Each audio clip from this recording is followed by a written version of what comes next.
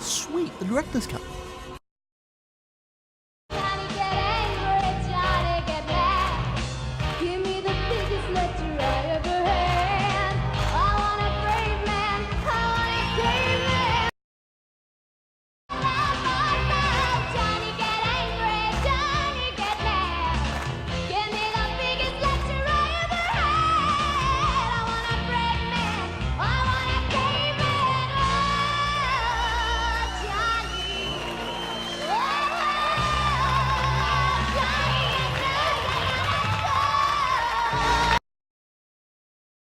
In a story of hideous misfits that band together thanks to their new pretty boy leader, we find out that being a freak doesn't mean you're alone.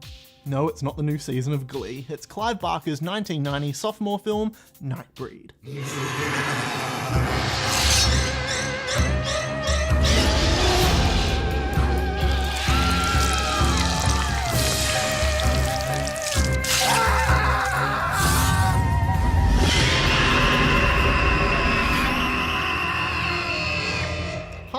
And welcome back to All the Gory Details. I'm your host, the Thor of Gore, Kieran Odinson. And in this episode, Clive Barker is back, bringing us a graveyard full of freaky fun.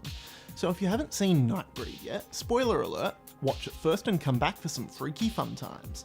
Based off his 1988 novella Cabal, Clive Barker's Nightbreed follows the story of Boone, a kind of 80s mulleted version of David Boreanaz, who's having violent nightmares of monsters in a graveyard called Midian. He decides to see a shrink in order to deal with these wacky dreams, and starts seeing Dr. Decker, played by horror director David Cronenberg, who, unbeknownst to Boone, is actually a serial killer in his spare time, seeing family people as disgusting breeders. Paging gay Dr. Freud? Decker convinces Boone that his dreams are manifestations of guilt over the murders that he himself has committed. He then gives a distressed Boone lithium, which turns out to be some hardcore LSD, landing him in hospital where he meets a crazy fellow named Narcisse, who tells him he is also looking for Midian before wigging out and scalping himself. The cops rock up with Decker in tow, who convinces them that Boone is the one who has committed all of the murders. So Boone escapes, hot-footing it off to Midian to get an explanation for all of his wacky dreams. Boone arrives at an old graveyard out in buttfuck nowhere after following Narcisse's directions. He proceeds to take a nap in the middle of a graveyard, because that's what most sensible people would do, and wakes up after being set upon by some freaky creatures. Let's call these two Captain Dreadlocks and Jay Leno. Captain Dreadlocks bites Boone on the neck, and Boone manages to escape the graveyard before running into a squad of cops along with Decker. Decker approaches Boone under the guise of talking him down, then falsely yells to the cops that Boone has a gun, diving out of the way before the cops empty their clips into Boone's chest. The cops grill Boone's girlfriend Laurie, who remains convinced of Boone's innocence despite Decker's attempts to sway her otherwise. What is he doing in the police interrogation room anyway? Isn't he a witness in the investigation? Boone wakes up in the morgue alive thanks to the bite from Captain Dreadlocks. He sets off back to Midian and is welcomed back by the tribe of monsters known as the Nightbreed. Laurie sets off on her own journey to try and figure out why Boone left to go to Midian. She stops off at a local bar where she meets Cheryl Ann, a sassy broad with a heart of gold and a taste for dick. Love her already. Who agrees to drive her out to the cemetery after a big night out with the latest trade. Boone is inducted into the Nightbreed by their leader, Lylesburg, who anoints him with the blood of their god Baphomet. One of us! One of us! Laurie and Cheryl Ann rock up to the cemetery, and Laurie goes exploring while Cheryl Ann waits in the car. Her trade from the night before rocks up and turns out to be Decker, so you know things aren't going to end well for our sassy friend. Laurie finds a sickly creature lying out in the sun. Rachel, another Nightbreed, pleads her to bring her back into the shade. Laurie obliges, and the weird creature turns into a little ginger girl. Ugh! Laurie tries to explore Midian, but is scared off by Captain Dreadlocks and runs back to the car. She finds Cheryl Ann's sassy corpse, and Decker approaches her with his blade. Boone comes to the rescue and whisks Laurie off to Midian, and Decker realises that Boone can't be killed. Rachel explains to Laurie that the creatures of Midian were once peaceful folk, who were almost eradicated by humans who saw them as monsters that were there to be feared and killed. She also discovers the Berserkers, monsters too crazy and hardcore to be kept with the normal folk. Lylesburg exiles Boone and Laurie, and the two of them head off to a motel just out of town. Meanwhile, Decker finds out how to kill the Nightbreed courtesy of a local yokel, and starts a killing spree.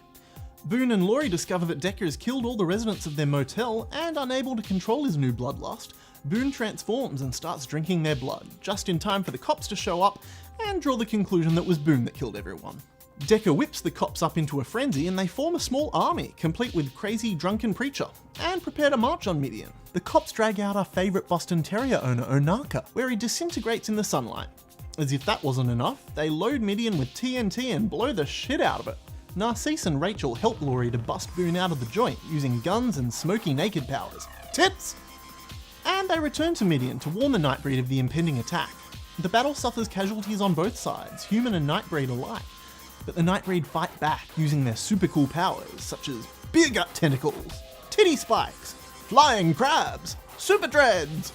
Just when it seems the Nightbreed are losing the battle, Boone convinces Lylesburg to free the Berserkers, and is shot in the process. The Berserkers fuck the humans shit up, and the Nightbreed regain the upper hand. Crazy drunken preacher man approaches the idol of Baphomet, dropping his cross and Bible, and swears allegiance. Baphomet rewards him by tipping the bowl of his blood all over the sucker, scalding his face off. Speaking of face-offs, one occurs between Boone and Decker, leading to a massive fight between the two, where Boone is impaled by Decker's blade, and he returns the favour with a penetrative man-hug, letting Decker fall to his death. Boone approaches the idol of Baphomet, who tells him that he is now the one that will lead the Nightbreed to their new home, renaming him Cabal. Cabal, Laurie and the Nightbreed all escape Midian before it collapses and is engulfed in flames. Meanwhile, a disfigured crazy preacher man anoints Decker's corpse with the blood of Baphomet, resurrecting him, preparing us for a sequel that was never to come. Nightbreed was ordered into production after the success of Barker's debut film, Hellraiser. Armed with a bigger budget and the backing of a big studio, Barker created his unique, epic film, which ended up confounding studio heads who didn't know what to make of it. The studio ordered major cuts and reshoots to the movie, renaming it from the original title, Cabal, and marketed it as a slasher film, instead of the fantasy horror film it truly was. It ended up being a commercial and critical failure, but gained life as a cult movie. Ambitious in its scope, Nightbreed has good intentions. The freaks hiding and fighting against the cruel world concept is admirable, but the multitudes of creatures are left with little character development, and it can be hard to follow who is who upon first viewing. Filmmaker Alejandro Jodorowsky called the film the first truly gay horror fantasy epic, and you can see where he drew these conclusions, with gay subtext aplenty, Decker's hatred of breeders, and his unrequited obsession with Boone, finishing with a death by mutual penetration. Call it a stretch, but I'll let you draw your own conclusions there. Having watched the director's cut, you get a lot more character development for Boone, Laurie and Decker. Plus, it's even more gay-tastic, including a big musical number for Laurie and lots of long, lingering, shirtless shots of Boone. Love those tattoos. Sailors. Oh, Clive. The ending of the director's cut's completely different, and it ends with Laurie stabbing herself in the stomach to force Boone to bite her and turn her into a Nightbreed. Fun fact!